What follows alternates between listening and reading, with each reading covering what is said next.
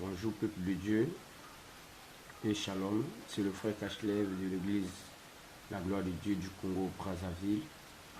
Bien-aimé, cet après-midi, je viens juste pour une exhortation qui nous concerne tous. Bien-aimé, je ne parle pas du mariage, du travail, de l'argent.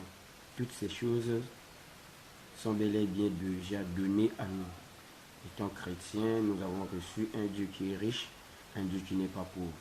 Il y a un problème qui se pose aujourd'hui au niveau de l'Église, c'est qu'aujourd'hui, les chrétiens sont beaucoup plus attachés au matériel, au détriment du ciel. Or, la condition nécessaire d'un chrétien, c'est d'hériter le ciel. Je n'ai pas dit que le mariage est mauvais. Moi, si un jour je veux me marier, je vais travailler, je vais tout faire par rapport à la possibilité que le Seigneur va me donner. Maintenant, une chose est nécessaire, bien-aimé, c'est d'hériter le royaume de Dieu. La Bible dit, cherchez premièrement le royaume de Dieu et le reste vous sera donné. Ça veut dire quoi? Le royaume de Dieu s'incarne en Jésus-Christ. Lorsque tu as Jésus, tu as le privilège de gagner tout ce que tu peux gagner, mais en vivant dans la sanctification, en vivant dans la crainte de Dieu. Voilà pourquoi nous devons changer notre marche. Nous devons changer notre modalité de vie.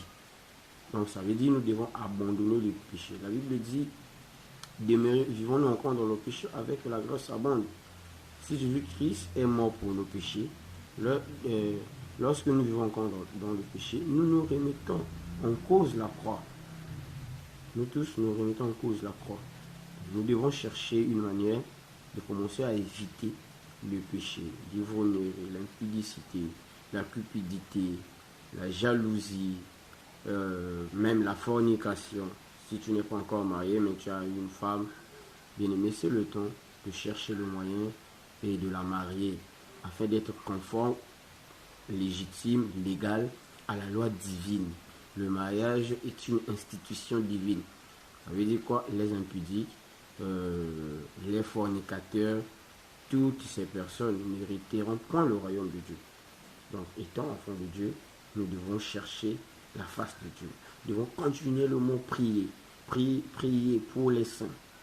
Bien-aimé, tu dois prier pour ton pasteur, pour tes frères, pour ta famille, pour ton pays et de l'humanité tout entière.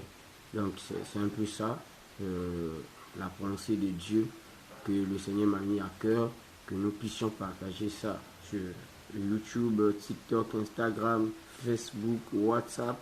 Merci pour toute personne qui va me suivre. Priez pour moi aussi. Je suis